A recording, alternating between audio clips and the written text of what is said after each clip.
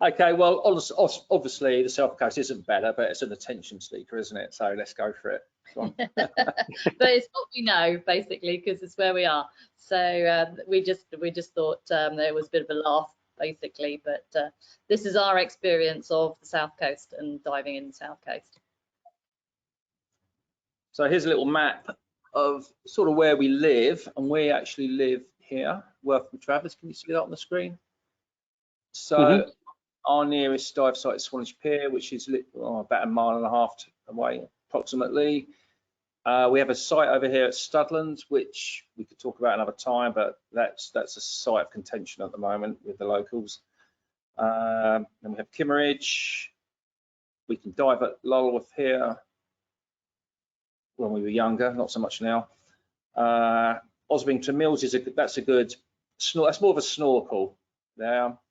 Then we get over to Weymouth, and then there's loads of sites around here, but these are the ones, these areas that are marked in red arrows are our sort of go-to. Looking at these, we could probably get in for a dive every single day of the week, every month of the year, if we choose one of these sites. The benefit is that because they're all different facing sites, so we've got easterly, northerly, southerly, westerly sites, it doesn't really matter what the prevailing wind is, so it's really about the visibility and the rain, basically. Yeah. And obviously the tides and things like that. So that's one of the benefits. We also have friends that live in Weymouth, so they can give us an accurate viz report without us having to drive all the way over there, and we do the same for them with Swanage. So it works really well for us. Yeah. So your argument's off to a strong start, really, I've got to say. Well, we did one. But you'll see from the pictures that we'll show you that what we don't have down here that you guys have up the north, we don't have things like we don't have the seal. We do have seals, but we don't have seal dives. So we're lucky we will see a seal on a dive, but we wouldn't actually go out for a dive to look for seals like you do in Lundy or I'm sorry, not Lundy. Yeah, actually, I forgot about Lundy. Yeah. No, like we have in you have in the Farne Islands, yeah. And another thing I should add, we didn't put on here, around about here, and it's not well known, but we're going to try and push it next year. We have puffins here, and we have guillemots here, and they do their business the same. The puffins do the same business as they do in Wales, but nobody's ever picked up on it that it may be a good dive site. So I've been talking to divers down Pete that we're going to give it a go next year and see how we get on. So there we go. So maybe something new for us. So let's move it on. So this, of course, is Swanage Pier, which we'll start off with, which is, of course, our favourite little site. Go on now.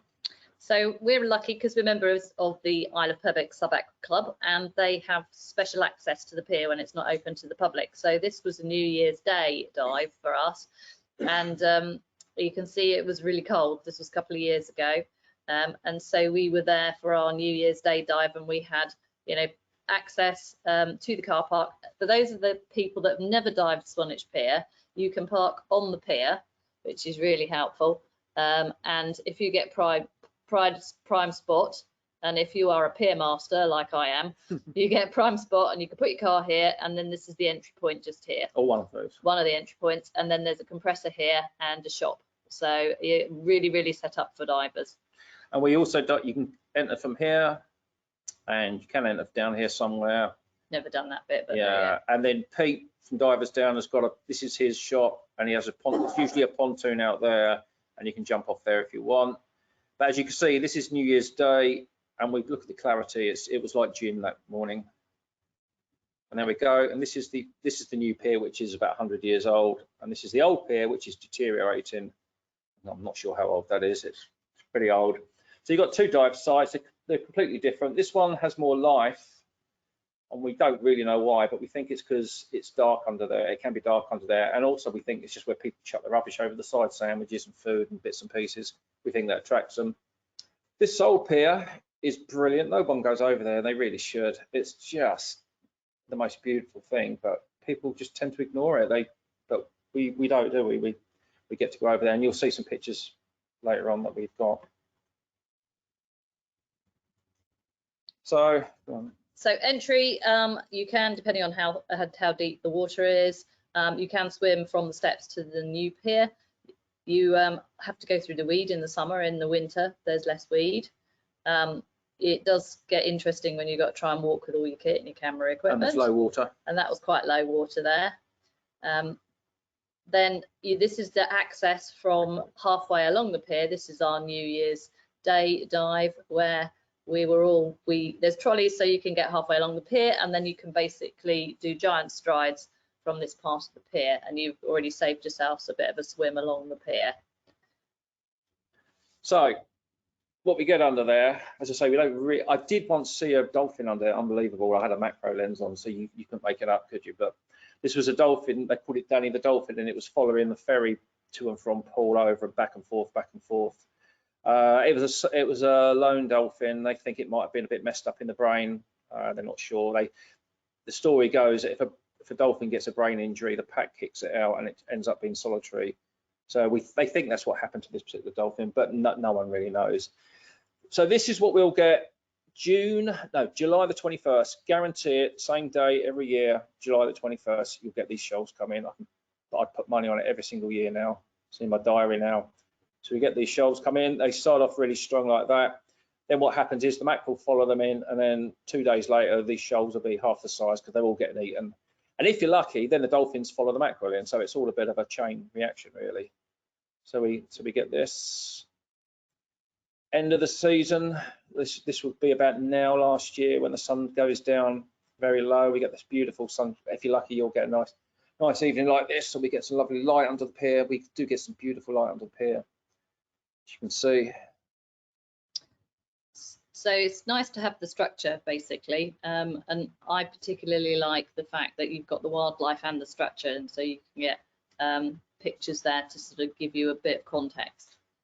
And these first pictures, what we're showing here is we've got a lot of pictures of the same subject, but because we dive it so often, it's always you have to be a bit creative as how you take the same subject with a different outlook on it. So you'll see, I don't know, 10 different pictures of tompots next, but that's the challenge for us. As you continue to go to the same dive site, how do you get different pictures? Yeah.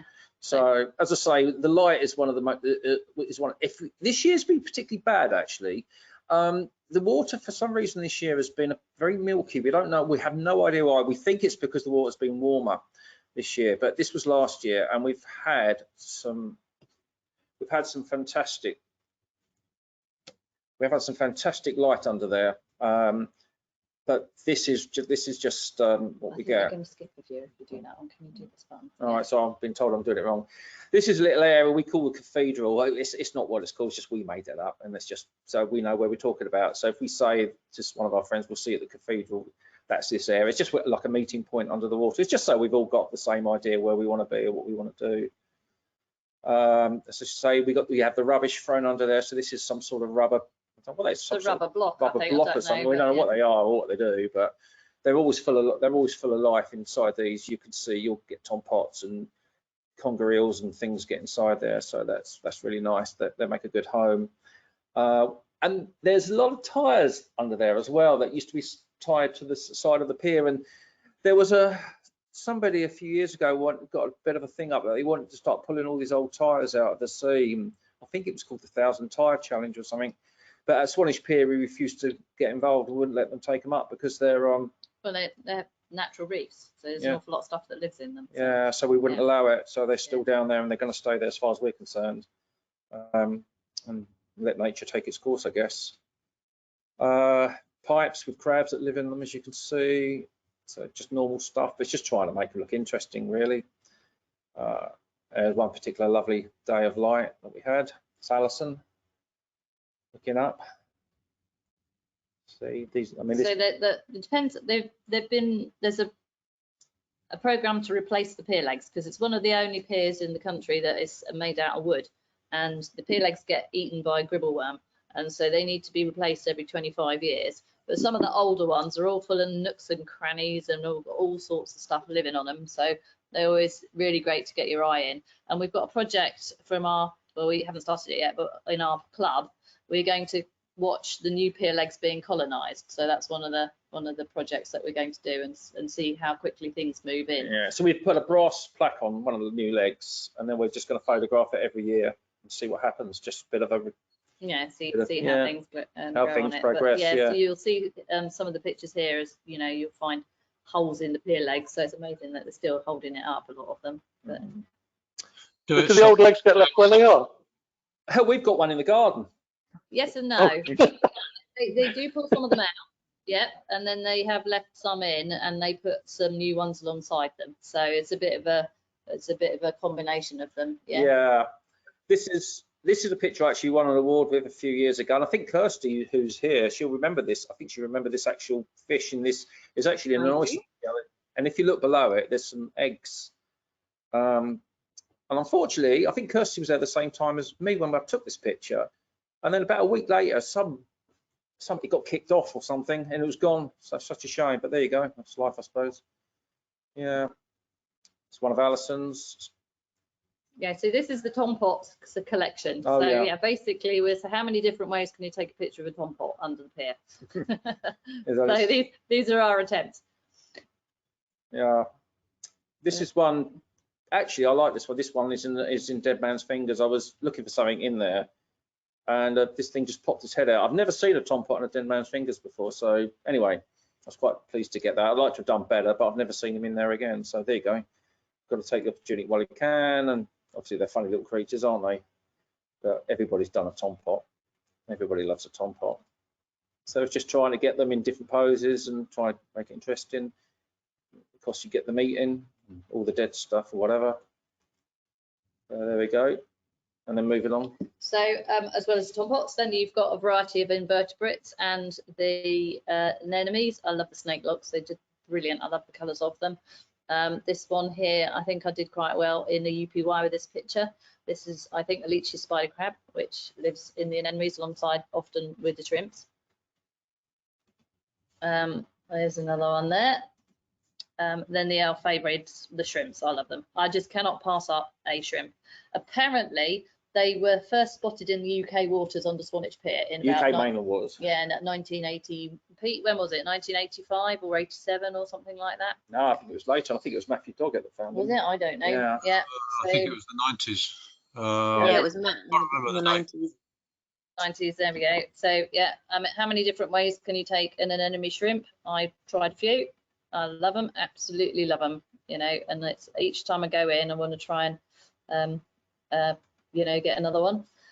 Then we get the cuttlefish come in sometimes, so they're lovely. Yeah, we get those usually around about May. This is when we tend to see those.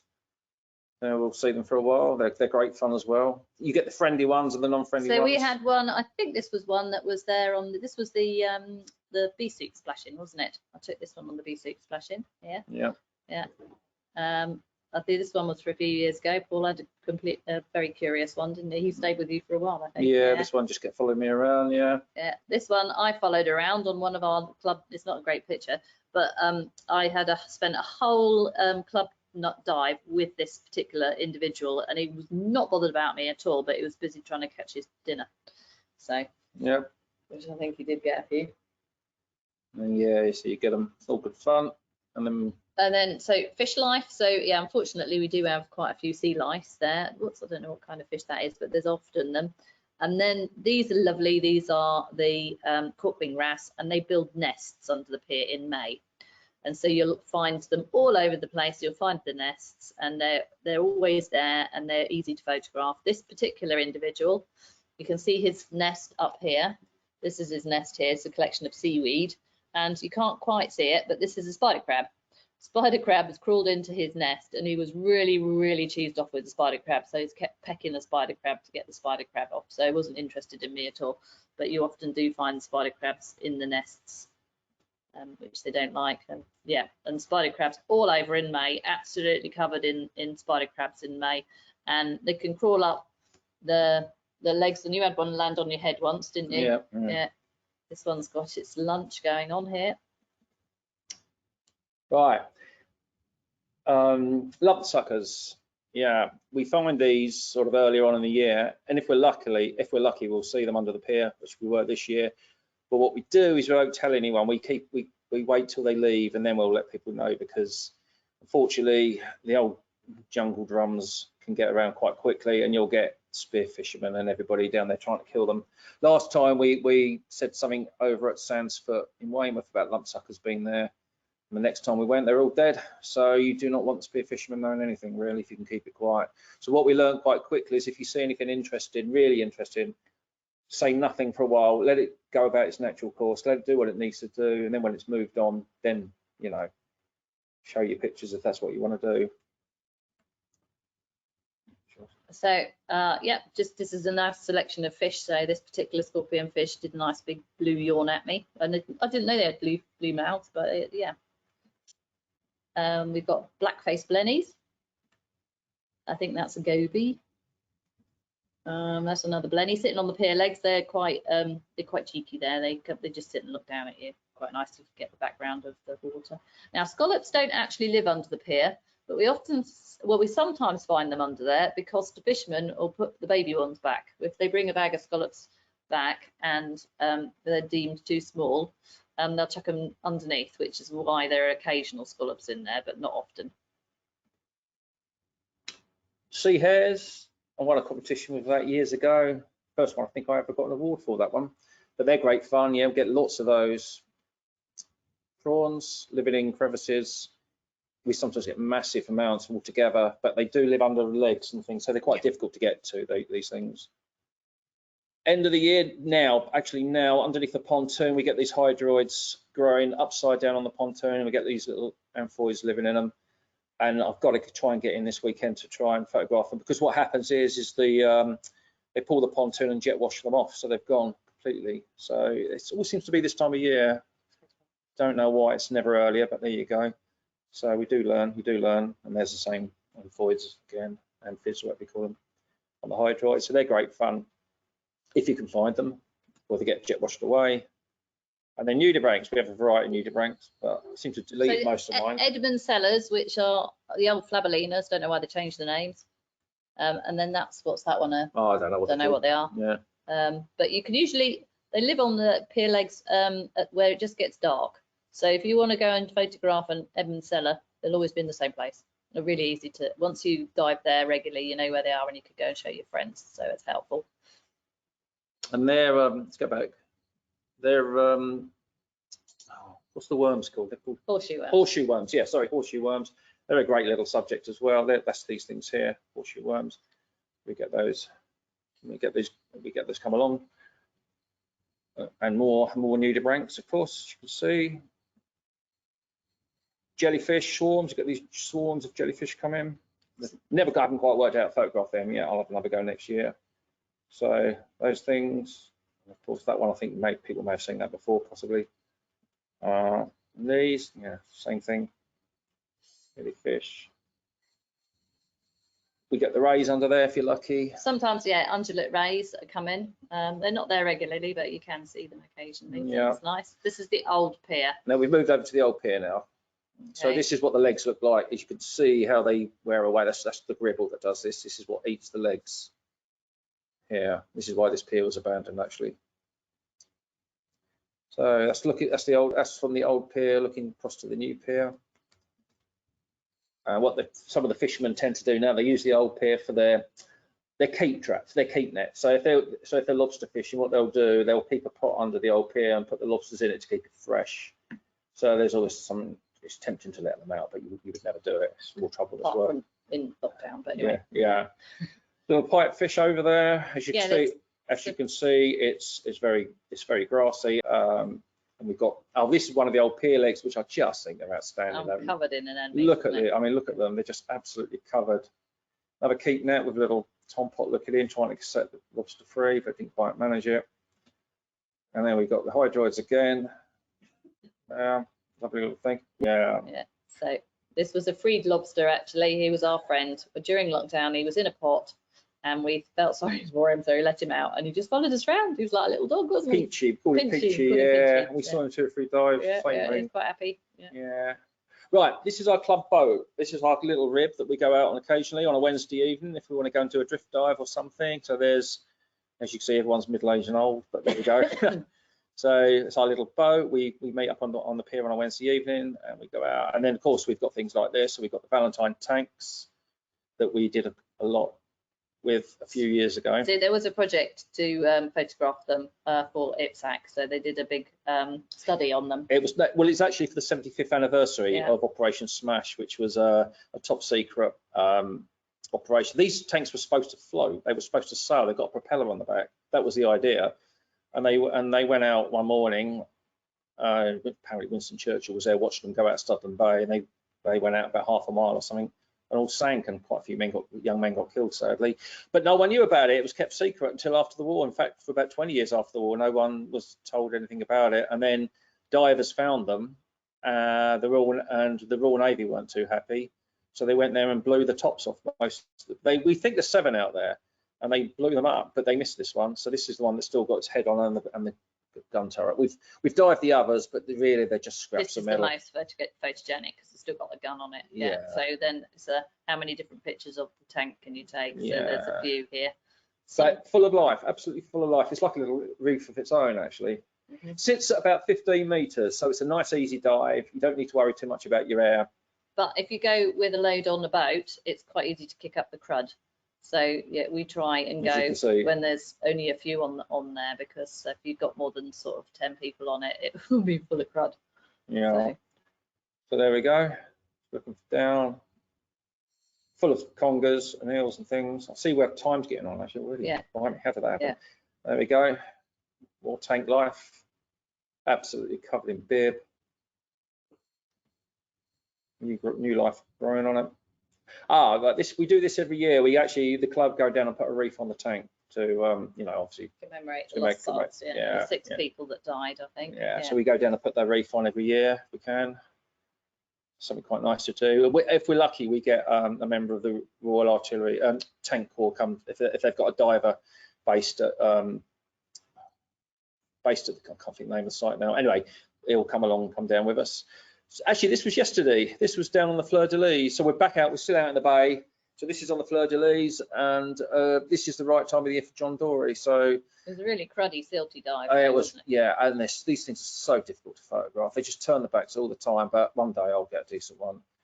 And there's Alison's, and Congers living in things. So we've got quite a lot of life, but nothing too big. Again, they're like a natural reef, as you can see. Right, we're out Swanage now, thank God. And this is Kimmeridge Bay. I'm sure some of you have heard about this. This is a little protected zone all along here.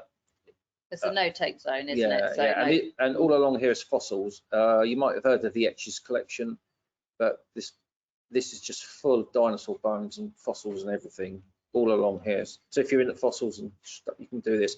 But we dive from here. This is a very shallow dive. Next picture, sorry, yeah. So we dive out of here, off here, or off here. There's toilets here, which is really great. Toilets here, actually. As I say, it's a very shallow dive, but it's somewhere to get in if it's blown out everywhere else, and that's what it looks like on a nice day. Look. So it's a really easy entry. You can drop your kit off and then you just walk in. Because we're so lazy and, one apart from Chesil, we try and do nice, easy dives now. You might just see the background, just a point of interest. These are all the cruise ships through the lockdown. Oh, yeah, that was all in the background, look, all there. There you go. That's looking out towards Weymouth, that is. So anyway, these are. Chesil is about stalked Kimmeridge. jellyfish. Kimmeridge, sorry, is about stalked jellyfish for us, and Rhizola snails. Yeah. So how many different stalky jellyfish can you take pictures of in Kimmeridge? Yeah. So there you go. Looking This is through the them. stalked jellyfish collection. Yeah. That one I like.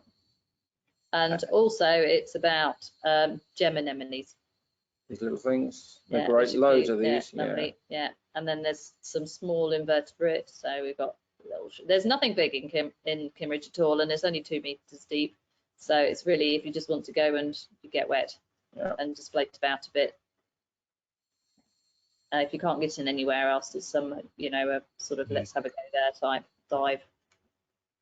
And that's mostly what it looks like, actually. So you have to hunt about for stuff. There's hardly any fish in there. But it's lovely and shallow. You can get some really nice vistas, and you can get really amazing viz in there. Sandspur. Right, well, this is a interesting site. This is over at Weymouth. This is a winter site. We very rarely, Anyway, for us, yeah, we very rarely do this in the summer. This is what we do mostly in the winter. Another shallow dive. This is pictures. Alison took these with a drone. We park up here, just here, as where the arrow is. The water usually comes up to about here where my arrow is. In fact, you can see there where it is. Look, water comes up, so you can see you've literally got nowhere to walk to, and then you follow this old pipe out, and along this pipe you'll get all sorts of stuff. I mean, we've had lump suckers on here, and I'm sorry, I'm going to move along. Sorry, I've just been told off. Yeah. Oh, yeah. This is at night, so this is looking towards Portland at night, but it's the same site. So that's us going in at night time. Our night dive. See how beautifully calm it is. The sheltered there, and then we get all these sort of things. Nothing's too exciting, but it's nice to get in. The usual. Brilliant for bobtail squid, and so bobtails and so on and so forth. Yeah. And then we get these. So it's another lovely little dive. That's a sapsucker. We call them stegosauruses, but they're sapsuckers. These are the trickiest thing to photograph. They're like cotton wool. As soon as you go anywhere near them, they just float off. But if you get lucky, you can find them. And yeah, these things are interesting. I can't think the name of them now, but apparently they feed off sunlight. They don't eat anything. They just feed off sunlight or something. Really bizarre. Got their own, I don't know anyway. Yeah. Lycia viridis, I think. That's it. Yeah, that's the one. Yeah. We get a lot of those there. And then if you're lucky, you'll get one of them comfy at night time. So nice, yeah. And you got sea spiders, and they're just in the water column, and then you just find them wriggling on your face, and it's really nasty. Yeah. It's so nasty, yeah. And there was once a big ball of them, wasn't there? Yeah. Like about 100 individuals, but yeah. So, they're quite big. They're like daddy long leg size. Yeah. So them coming towards your mask, it's always good fun. No. Yeah. But there you go. It's all part of nature, isn't it? Right, Chesil. Ooh, for those of you who've never been to Chesil, it's not for the faint-hearted. This picture obviously is not on all the time. Yeah. We would have got in there, but it couldn't be bothered. No, not really. This is not a diving day. Yeah. So, but the next one is a diving day. So that was lovely. So we did sort of nighttime dive. This is some of the crew that go diving. But if you don't know Chesil, it is quite a steep, pebbly beach. And it's not for the faint-hearted, because you've got to like carry all your kit. You can't really park very close, but you have got these steps, and then you've got to go down this really steep, pebbly hill. Anyway, and so you have to be in the mood, and you have to be properly, but it can be worth it. So about 4 years ago, the big barrel jellyfish were in. We snorkeled them, and so we got some lovely barrel jellyfish. Yeah. So that was there's also other jellies there as well, which are quite nice. Yeah. You tend to get more jellies in Chesil in that area than you do around Swanage. Yeah, they washed around, and it's quite, Yeah.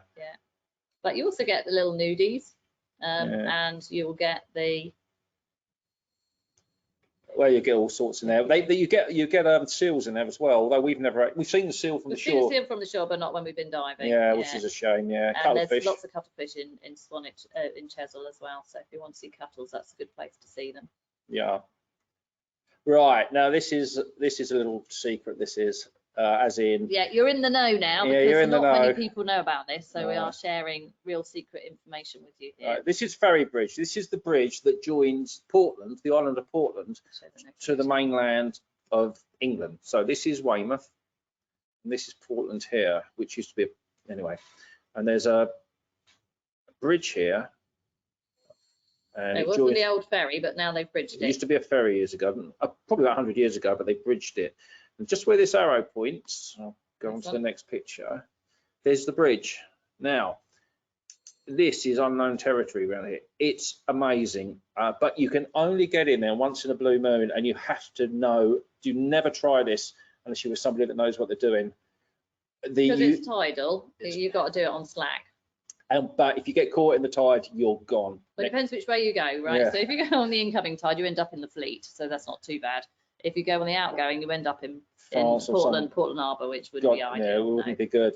And you probably get around about 40 minutes. So if you feel it picking up when you're down there, get out. It's just don't mess about. So if you ever want to do it, make sure you're with somebody that knows what they're doing. But this is one of the pier legs underneath. there's something really odd about this.